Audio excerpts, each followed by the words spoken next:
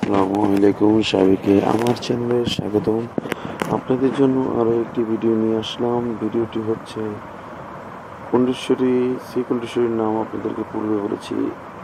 এই কোম্পানির কিছু প্রোডাক্টের দ্বারা কিছু সালসা এবং তার সাথে মেনশনসের একটি সিরাপ মিশিয়ে এবং এপি কোম্পানির ট্যাবলেট আইটেমের সাথে মিশিয়ে একসাথে খেলে কি হবে সেটা আমি আপনাদের বলবো।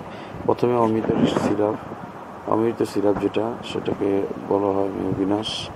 তো অমৃত সিরাপে একটি সালসা আর কি, যেটা অমৃত সালসা একটি নেবেন, আর তার সাথে একটি চন্দনা সব এই সিরাপ নেবেন। আর চন্দনা সব তো আপনাদেরকে পূর্বে হয়তো বলেছিলাম। তো যখন আপনারা স্থায়ী ট্রিটমেন্ট নিতে চাবেন, যে অনেকের শুক্র ক্ষয় আছে, তারপরে বীর্য পাতলা থাকে এবং সেক্সুয়াল টেন্ডেন্সি কম থাকে, সেক্ষেত্রে আপনারা অনেকে জানতে চান কীভাবে আপনারা ট্রিটমেন্ট নেবেন। তো সেক্ষেত্রে এই অমৃত সিরাপ এবং চন্দনা সিরাপ একসাথে দুটিকে মিলাতে হবে এবং পাশাপাশি এই দুইটি সিরাপকে একটি বড় 2 লিটার অথবা 2.5 লিটার 3 লিটারের বোতল নেবেন।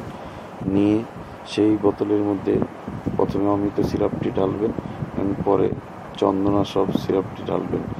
এবং অমৃত চন্দনা সবের পরে আপনারা অবশ্যই অশ্বগন্ধা রিস্ট নামের যে সিরাপটি আছে, এটাও কুণ্ডেশ্বরীর নেবেন। তো সেই কুণ্ডেশ্বরীর এই 3টি ওষুধ একটি বোতলের মধ্যে ঢোকাবেন এবং পাশাপাশি 3টি সিরাপের যে কয়টি সিরাপ আছে সবগুলো একসাথে এক বোতলে দেওয়ার পরে আপনাদের অবশ্যই কিছুক্ষণ ঝাঁকি দিতে হবে। আপনাকে ঝাঁকি দিয়ে একটু ফেনা আসলে তারপরে এটার সাথে যে জিনিসটি মিলাতে হবে, সেটা আগে আপনাদেরকে আরেকটা জিনিস বলে দিই। অবশ্যই প্রত্যেকটি বোতল আগে ঝাঁকিয়ে নেবেন, কারণ তলানি থাকে, উল্টো করে ঝাঁকিয়ে দিবেন, তারপরে কিন্তু বোতলে ঢালবেন এবং তারপরে ঝাঁকিয়ে দিবেন। তো যাই হোক, তারপরে আপনারা যেই সিরাপটি নেবেন সেটার নাম হচ্ছে হরমোজিন। হরমোজিনের কথাও আমি আপনাদেরকে বলেছি, এটা একটা সেক্সুয়াল টেন্ডেন্সির ওষুধ।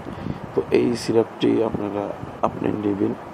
তো এই সিরাপটি ওই আগের পূর্বের 3টি সালসার মধ্যে হাফ বোতল অথবা 1 বোতল পুরোটাই মিশাতে পারবেন। যদি 200 মিলি হয় তাহলে হাফ বোতল মিশাবেন, আর যদি 450 মিলি হয় সেখানে হাফ বোতল মিলিয়ে দিবেন।